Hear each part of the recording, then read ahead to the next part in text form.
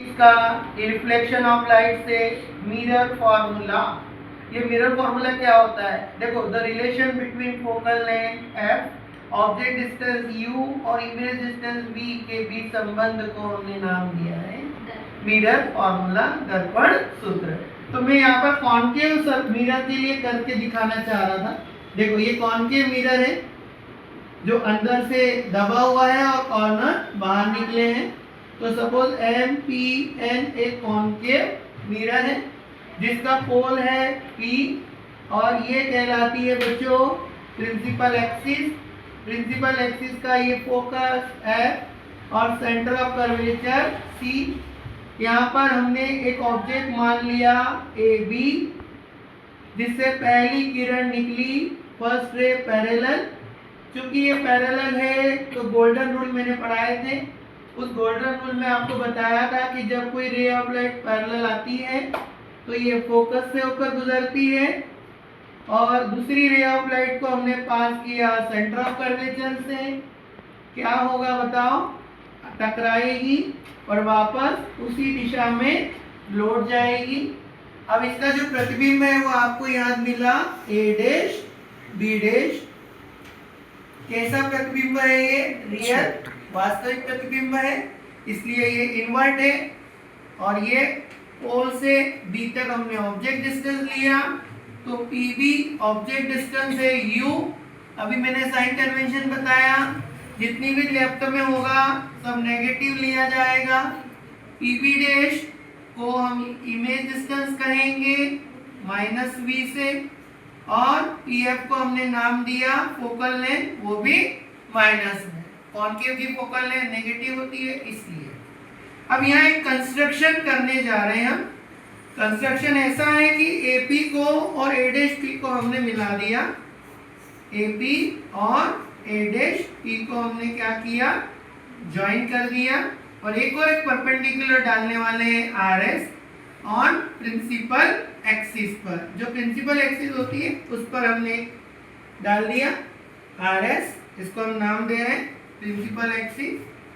देखिए, अब देखो यहाँ पर दो ट्रायंगल बने हैं जो आपने कंस्ट्रक्शन किया है उसी में। एक AP और A डैश P को जब मिलाया तो APB और दूसरा बना A डैश PB डैश। देखो, APB और A डैश PB डैश, ये दोनों ट्रायंगल क्या है? सिमिलर कहे जाएंगे। 10th क्लास में पढ़ा है आपने कि सिमिलर ट्रायंगल के करस्पॉन्डिंग साइड्स का रेशो इक्वल होता है। तो यहाँ पर हमने लिया AB और A डैश B डैश को, इधर से हमने माना PB और PB डैश को। Equation number. दूसरा कंस्ट्रक्शन हमने RS डाला था परपेंडिकुलर प्रिंसिपल एक्सिस पर। तो RS परपेंडिकुलर डाला तो क्या मिला हमें? RSF किसके सिमिलर है? ये A dash F B dash के, और सिमिलर है तो इसका रेशो भी इक्वल होगा RS A dash B dash. और इधर से SF किसके बराबर हो गया? B डैश F के। अब देखो, RS जो दूरी है वो किसके लगभग बराबर है? AB के बराबर है। तो हम इसको लिखेंगे AB A dash B dash. और SF जो है अपर्चर अगर छोटा मान लें, अभी अपर्चर इतना बड़ा है, इसको अपर्चर को बोलते हैं द्वारक। अगर ये इतना बड़ा है, इसको छोटा करेंगे तो R आउट क्लोज हो जाएगा। उस समय SF TF की किसके बराबर हो जाएगा। तो यहाँ रीजन डालेंगे कि भाई अगर अपर्चर छोटा है तो हम ये लिख सकते हैं। इसी तरह B डैश F को देखो, B डैश F को हमको कहाँ से लेना है? पोल से। तो पोल से पूरा लिया B डैश और उसमें से क्या माइनस कर दिया?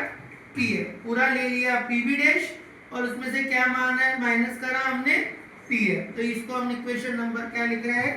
First, second. अब देखो, ये फर्स्ट से ये इसके इक्वल है, सेकंड से ये इसके इक्वल है। तो 1 और 2 का अगर हम कंपेयर करते हैं तो हमें क्या मिलेगा?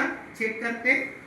देखो, PB upon PB dash, PF upon PB dash minus PF, यही था। हमने कहा कि भाई PB क्या है? Minus V minus F minus V और ये प्लस, क्योंकि माइनस माइनस क्या होता है? प्लस।